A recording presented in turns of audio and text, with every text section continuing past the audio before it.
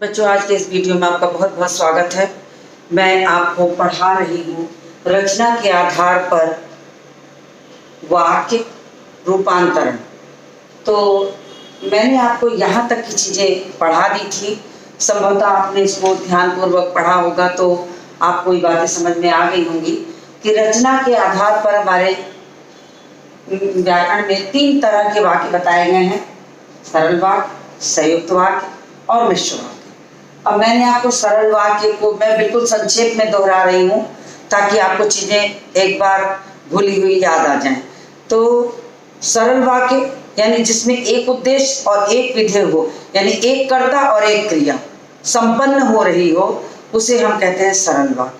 जैसे राम खाना खा रहा है, मोहन बाजार जा रहा है, सूरज पूरब में उगता है, नदी बह रही है, हवा शीतल है, वगैरह वगैरह जो भी हो। तो ये सारी चीज़ें जो हैं सरल वाक्य में आ जाएंगी। दूसरा है संयुक्त वाक्य। तो दूसरा जो है संयुक्त वाक्य, उसमें मुख्य रूप से देखा जाए तो 2 वाक्यों के बीच में एक योजक का प्रयोग रहता है। यानी यहाँ पर 2 वाक्य होते हैं जिनको कि एक योजक के माध्यम से जोड़ा गया रहता है। जैसे राम बाजार जाएगा और सब्जी भी लाएगा। तो ये और लगा के मैंने राम बाजार जाएगा, राम सब्जी लाएगा को जोड़ दिया है। तो फिर ये योजक है, राम बाजार जाएगा और सब्जी लाएगा में और योजक लगा दिए। ठीक इसी तरीके से बहुत सारे योजक होते हैं जो संयुक्त वाक्य में प्रयोग किए जाते हैं। और कहिए, या कहिए, अथवा कहिए, जिनको हम योजकों को भी हम 2 हिस्सों में बांट दीजिए: समानाधिकरण योजक, व्याधिकरण योजक। ये सब मैंने अपने पहले वीडियो में पढ़ाया है, सिर्फ आपका रिवीजन करा रही हूँ। समानाधिकरण में मैंने अभी और, या, अथवा, व्याधिकरण में लेकिन, किंतु, परंतु। तो ये सारी चीजें जोड़ के जब 2 वाक्यों को मिलाया जाता है तो उसे हम कहते हैं संयुक्त वाक्य। अब मिश्र वाक्य मैंने आपको यहाँ तक पढ़ाया था कि मिश्र वाक्य में एक मुख्य उपवाक्य होता है, दूसरा आश्रित उपवाक्य होता है। मुख्य उपवाक्य को हम प्रधान उपवाक्य भी कहते हैं और आश्रित उपवाक्य को हम गौड़ उपवाक्य कहते हैं। और मैंने उदाहरण दिया था, माँ ने कहा कि मैं आज विद्यालय नहीं जाऊंगी। अब इसमें आश्रित उपवाक्य था कि मैं आज विद्यालय नहीं जाऊंगी। यहाँ तक मैंने आपको पढ़ा दिया था। ये आपका प्रधान उपवाक्य है और ये आपका आश्रित उपवाक्य है। यहाँ तक की चीजें मैंने आपको पढ़ा दी थी। अब मैं इसके आगे की चीजें यानी कि मिश्र वाक्य का भेद पढ़ाने जा रही हूँ। तो मैं इसको रब करती हूँ।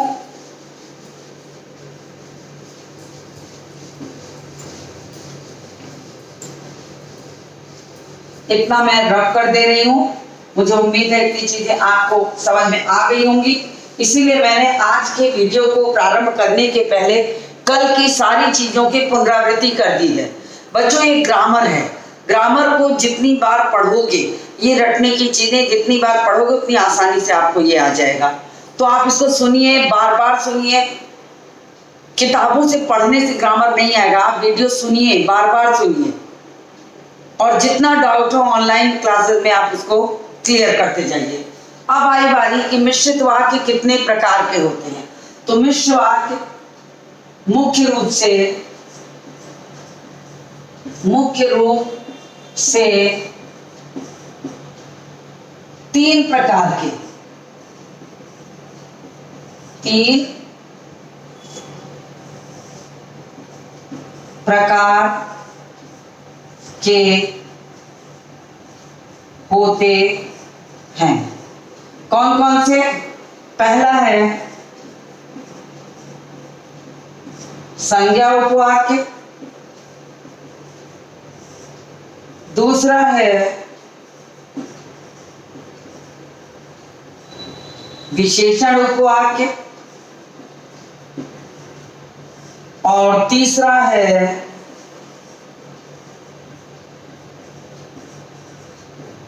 क्रिया विशेषण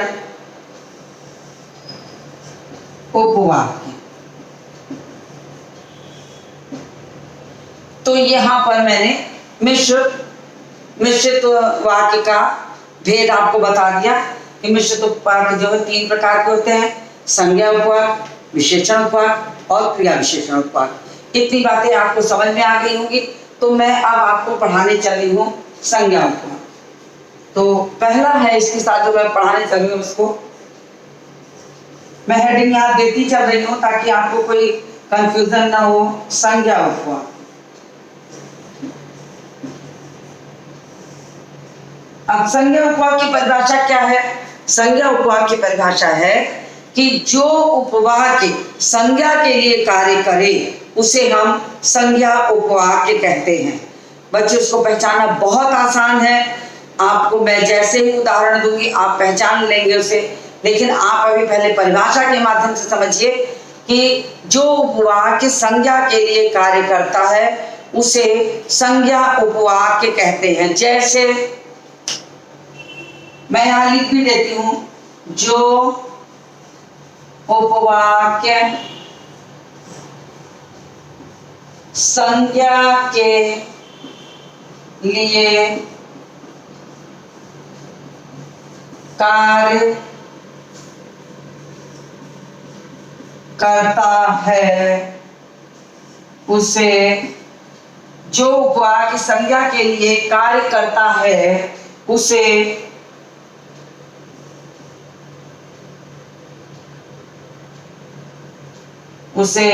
संज्ञा उपवाक्य कहते हैं। ये मैंने आपको इसकी परिभाषा समझा दी ताकि आपको व्याकरणिक भाषा का भी ज्ञान होता रहे, आपको किसी तरह की कठिनाई ना हो। तो मैंने वो भी समझा दिया। अब मैं इतना आपको समझ में आ गया तो मैं इसका उदाहरण लिखूंगी, इसलिए मैं अब ये ऊपर की चीजों को रब कर रही हूं, नहीं तो आपको समझ में नहीं आएगा। पुनरावृत्ति सेशन है, इसमें आप अच्छी तरह से समझ लीजिए चीजों को, नहीं तो आपको बाद में बड़ी मुश्किल हो जाएगी इकट्ठे जब आप व्याकरण लेके बैठोगे।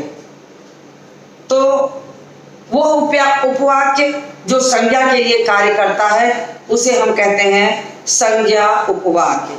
अब मैं इसका उदाहरण लिखूं, जैसे अगर मैं यहाँ लिखूंगी तो उम्मीद है कि आपको दिखाई देगा या नहीं, देख लीजिए। जैसे संभवतः आपको दिखाई दे रहा होगा, लेकिन मैं ऊपर लिख देती हूँ क्योंकि बहुत नीचे जाने पे आपको उम्मीद है यहाँ तक तो दिख जाएगा, लेकिन ठीक है। जैसे राम ने कहा कि हम लड़ाई नहीं चाहते।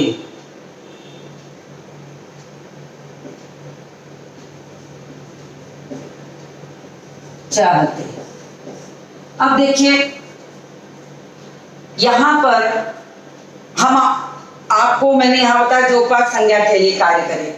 अब ये यहाँ राम के लिए कार्य कि हम लड़ाई, हम किसके लिए कहा गया है? राम के लिए।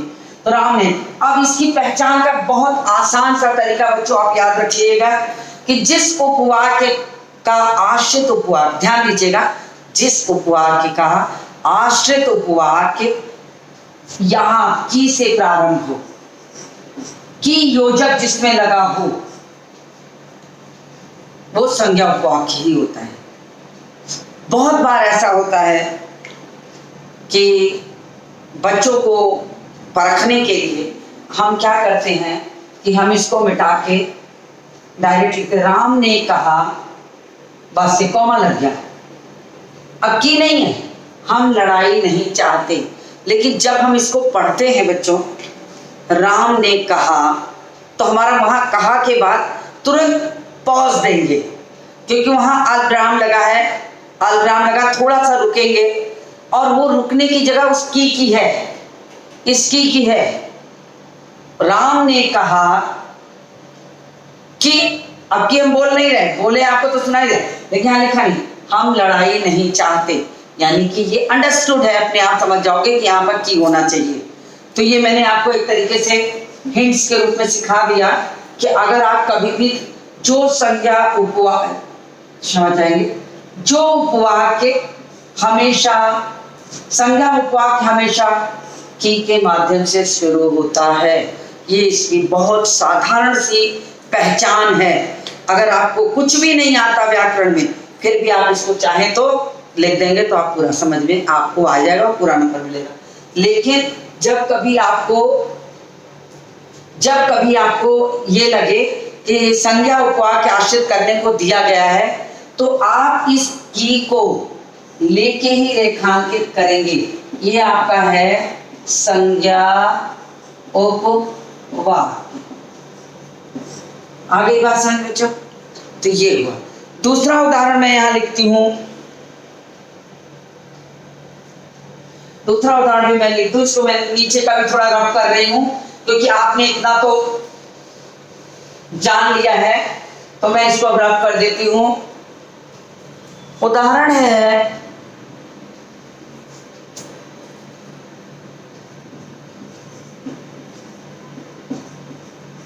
मोहन को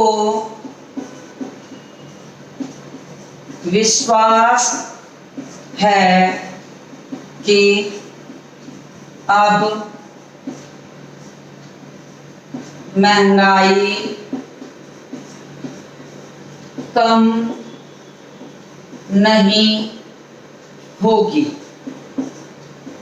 अब देखिए यहां पर भी रेखांकित कर देते हैं संज्ञा उपवाक्य। इस तरह से संज्ञा उपवाक्य की ये पहचान मैंने आपको बता दी। इतनी बातें आपको समझ में आ गई होंगी। और मैं आपको ये भी बता दूं कि हमेशा संज्ञा उपवाक्य जब भी शुरू होगा तो उसमें ये आपको दिखाई पड़ेगा। और अगर किसी कारण से नहीं दिखाता है तो मैंने पहले वाले वाक्य में बताया कि वहां कॉमा होगा, लेकिन आप उसको अपने मन में पढ़िए। जब आप बोलेंगे तो आपको उस जगह अपने आप पॉज देंगे और पॉज देते ही आपको समझ में आ जाएगा कि ये जो है संज्ञा उपवाक्य है। तो इतनी बातें आपको समझ में आ गई होंगी। मैं आगे बढ़ती हूं।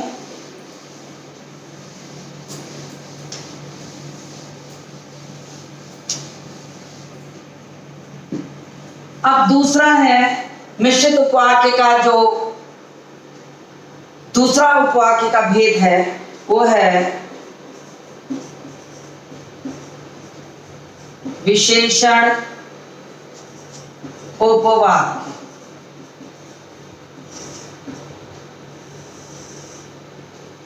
अब विशेषण की तो परिभाषा ही होती है कि संज्ञा और सर्वनाम की विशेषता बताने वाले शब्दों को विशेषण कहते हैं।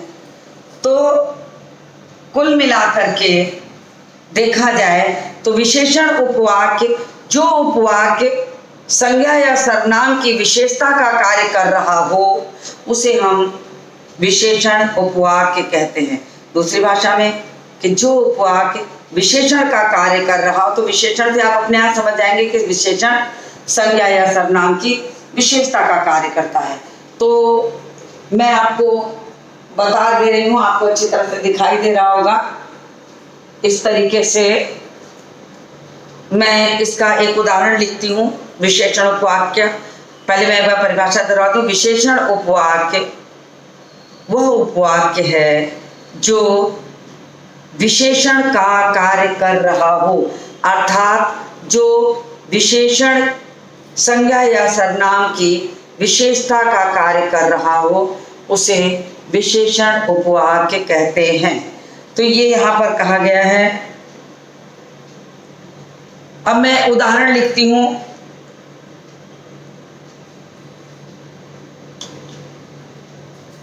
जैसे मैं परिभाषा भी लिखी हूं, आपको समझ में आ गई होगी। जो उपवाक्य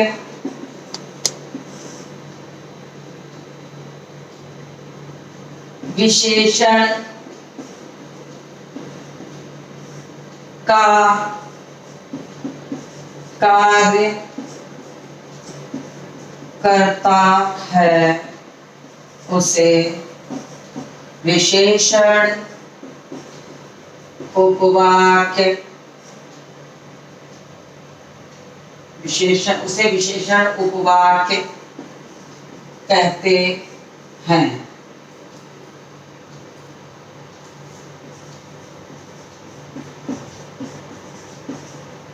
और विशेषण की परिभाषा मैंने आपको पहले ही बता दी कि संज्ञा और सर्वनाम की विशेषता बताने वाले शब्दों को विशेषण कहते हैं।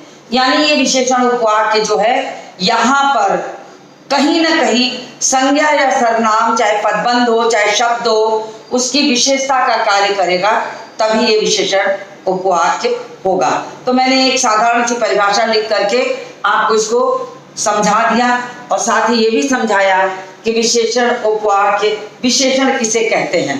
तो इतनी बात आपको समझ में आ गई होगी। अब आप एक उदाहरण लिखिए।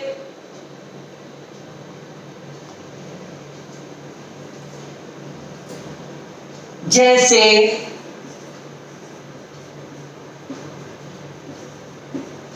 वह पुस्तक कहाँ है जिसे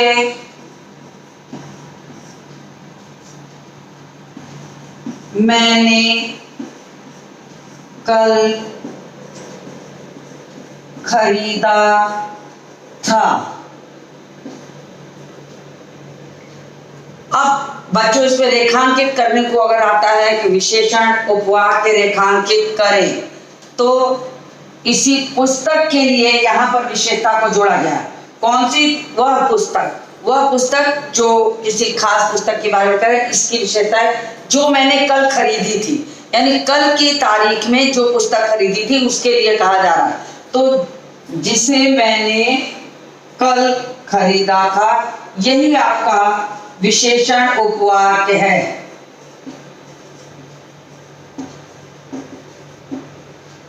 क्लियर?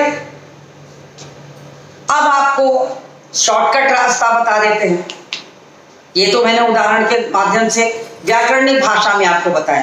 अब इसका मैं आपको बिल्कुल शॉर्टकट रास्ता बता रही हूं कि कैसे इसको पहचानेंगे। अब देखिए, जितने भी विशेषण उपवाक्य होंगे वो हमेशा जो, जिसे, जिसको, जिन्हें, जैसे आदि शब्दांश के माध्यम से ही प्रारंभ होंगे। इसके माध्यम से विशेषता प्रकट की जाएगी। चाहे जो भी आपका शब्द प्रयोग किया गया हो, इन्हीं में से कोई होगा जिसको प्रयोग करके हम विशेषता का कार्य करेंगे।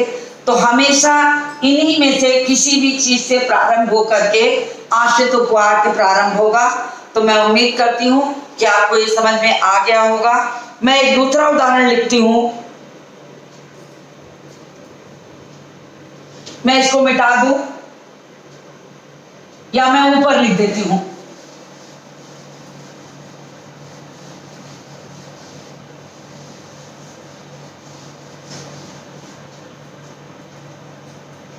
मान लीजिए दूसरा उदाहरण,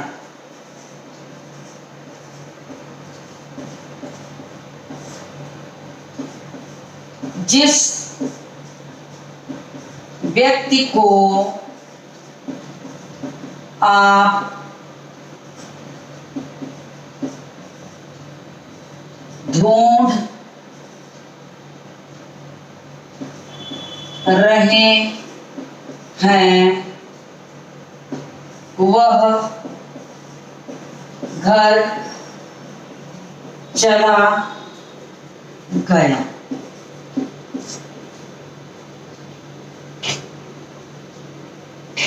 तो बच्चों, बहुत बार बच्चे जो क्लास में होते हैं, कक्षा में, तो ये प्रश्न करते हैं कि क्या जो ये मिश्रित उपवाक्य का भेद है, उपवाक्य चाहे वो संज्ञा उपवाक्य हो, चाहे वो विशेषण हो, चाहे क्रिया विशेषण, क्या ये सारे उपवाक्य वाक्य के अंत में ही आते हैं?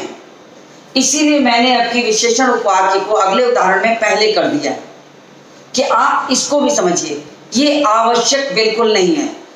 कोई भी विशेषण उपवाक्य या कोई भी उपवाक्य वाक्य के प्रारंभ में, अंत में या बीच में भी आ सकता है। ऐसा भी हो सकता है कि वो कहीं बीच में हो, और जो उसका मुख्य वाक्य हो दो हिस्सों में डिवाइड करके इधर और इधर हो। अगर आपको अब अलग करना हो कि आप मुख्य उपवाक्य अलग करें तो जो अंश मिश्रित के आगे और मिश्रित के क्षमा चाहेंगे जो मुख्य वाक्य जो है आपका विशेषण उपवाक्य के आगे और पीछे, वहां से आप उसको मिलाएंगे और एक जगह ज्वाइन करके लिख देंगे मिला करके, तो वो हो जाएगा मुख्य और ये हो जाएगा आश्रित। यहां मैंने कहा जिस व्यक्ति को आप ढूंढ रहे हैं वह घर चला गया। अब यहां पर ये आपका जो है विशेषण है, विशेषण उपवाक्य, तो ये पहले भी प्रयोग किया जा सकता है, बाद में भी प्रयोग किया जा सकता है। तो इतना मैंने आपको बता दिया। अब मैं बढ़ती हूँ क्रिया विशेषण उपवाक्य की ओर। मैं इसको रब कर रही हूँ, आपने इसे लिख लिया होगा या स्क्रीनशॉट ले लिया होगा, तो इसकी आवश्यकता आपको नहीं होगी। तो मैं इसको रब करके आगे बढ़ती हूँ और आपको पढ़ाती हूँ। तीसरा, क्रिया विशेषण उपवाक्य।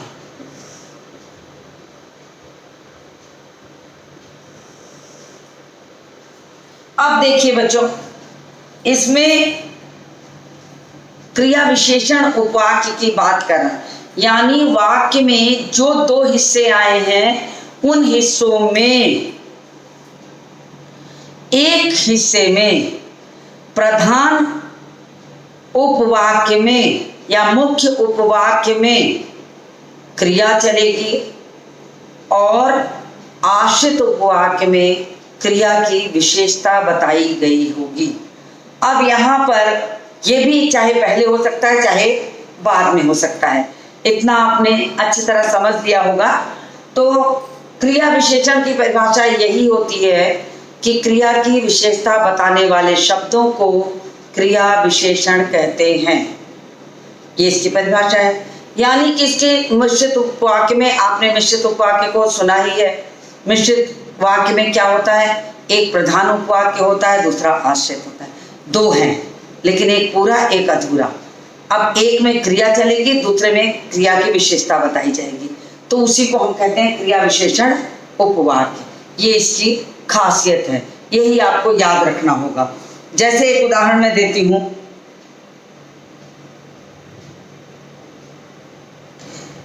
यहां एक उदाहरण है, जहां तुम रहते हो। मैं इसकी परिभाषा भी लिख दूं, नहीं तो आपको समझ में नहीं आएगा। क्रिया विशेषण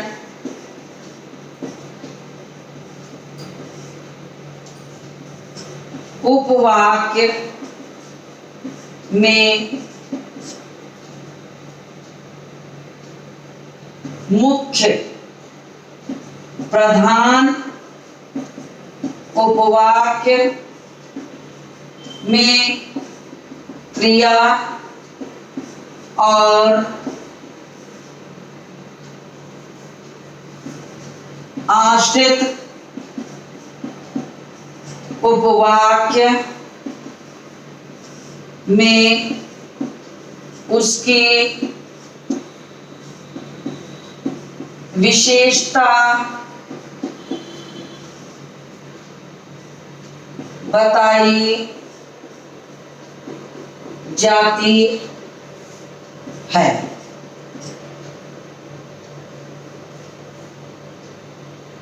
अब देखिए, जैसे इसको भी मैं आपको हिंट के रूप में बता दूं कि ये हमेशा जोड़े में होते हैं, ये हमेशा जोड़े में चलेंगे। जैसे जोड़े में कैसे रहेंगे, यदि, तो, जब, तब, अगर, तो, यद्यपि, तथापि, इस तरीके से आपके जो वाक्य होंगे मिलेंगे आपको। तो आपको ये पहचानने के लिए भी बहुत आसान हो जाएगा कि कैसे ये पहचाने जाते हैं। तो इसका उदाहरण आप लिखिए अपनी कॉपी पर कि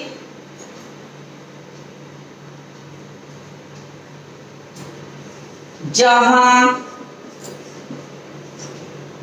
तुम रहते हो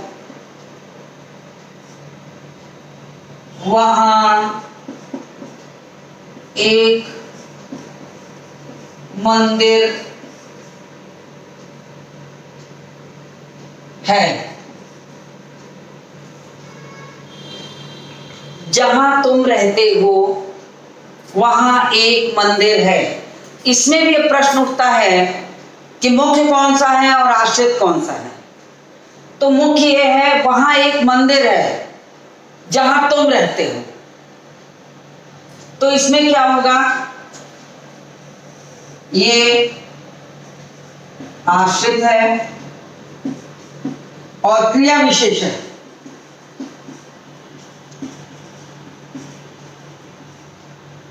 उपवाक्य और ये है प्रधान। तो इस तरीके से यहां पर जो है वो मैंने आपको बताया कि दूसरा एक उदाहरण लिख देते हैं। दूसरा उदाहरण है, जैसे ही मैं स्टेशन पहुंचा, जैसे ही मैं स्टेशन पहुंचा वैसे ही गाड़ी छूट गई। अब इसमें भी ये आश्रित है और ये मुख्य है। ये मुख्य हो गया, ये आश्रित हो गया।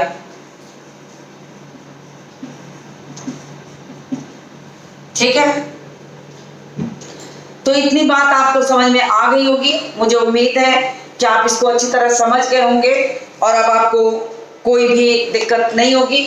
मैंने आपको रचना के आधार पर वाक्य रूपांतरण बचा है। जब आपने वाक्य पहचानना सीख लिया, जब आपने उसकी पहचान करना मुख्य और आश्रित सीख लिया, अब आपको परिवर्तन करना सीखना है। मान लीजिए एक वाक्य दिया गया है कि अच्छे लड़के मेहनती होते हैं। मैं इसको रब कर रही हूं। आपने अगर ना इसको लिखा हो तो आप इसका स्क्रीनशॉट ले लीजिए ताकि मैं एक दो रूपांतरण भी यहां आपको समझा दूं। इसीलिए मैं किनारे हट गई हूं कि आप इसका स्क्रीनशॉट लेके रख लीजिए। मुझे उम्मीद है कि आपने कर लिया होगा। मैं इसे रब करती हूं।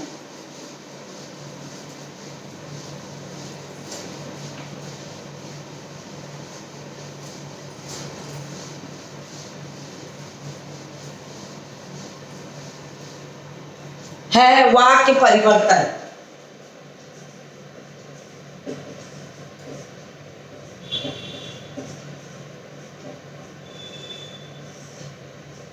अब हुआ सरल वाक्य, सरल वाक्य को मिश्र वाक्य में, मिश्र वाक्य में। तो वाक्य है आपका, वाक्य है अच्छे लड़के, अच्छे लड़के परिश्रमी होते हैं। अब इसको मिश्र वाक्य में बदलना है तो हम कैसे बदलेंगे? हमको इसको दो हिस्सों में बांटना होगा। एक में हमें किसी संज्ञा या सर्वनाम की को रखना होगा, दूसरे में उसकी विशेषता रखनी होगी। तो हम इसको दो हिस्सों में बांटेंगे। तो लिखेंगे जो लड़के परिश्रमी होते हैं, जो लड़के अच्छे होते,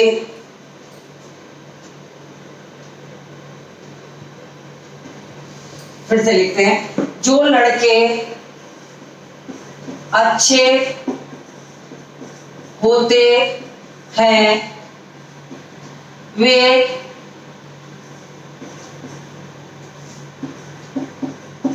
परिश्रमी भी होते हैं। तो इस वाक्य को दो हिस्सों में बांटा गया। अच्छे लड़के परिश्रमी होते हैं, तो आपको पता है जो लड़के अच्छे होते हैं वो परिश्रमी होते हैं, तो आप वो लिख दीजिए या वे परिश्रमी होते हैं, ऐसे भी। चाहे आप लिखिए वे परिश्रमी होते हैं, चाहे लिखिए वे परिश्रमी भी होते हैं। तो वे परिश्रमी होते हैं अगर आप कर देंगे तो भी आपका सही है, कहीं से इसको गलत नहीं काटेंगे।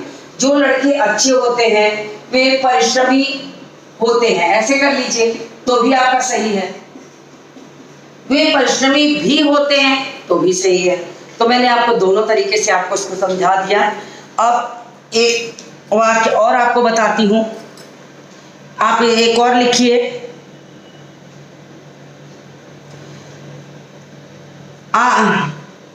मैंने एक दुबला पतला आदमी देखा। मैंने एक दुबला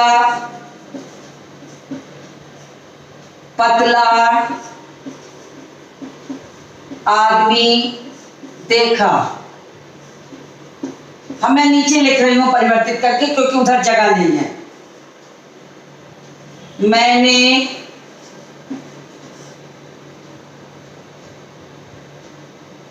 मैंने एक आदमी देखा जो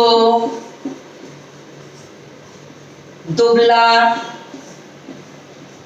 पतला था। बस हो गया। इस तरह से परिवर्तन किया जाता है। तो इतनी बात आपको समझ में आ गई होगी। अब सरल वाक्य से संयुक्त वाक्य, इसी को मान लीजिए, इसी को हम परिवर्तित कर दें संयुक्त वाक्य में। दूसरा वाक्य ये हो गया आपका मिश्र में, ये हो गया मिश्र में। अब इसी को संयुक्त में डाल दीजिए,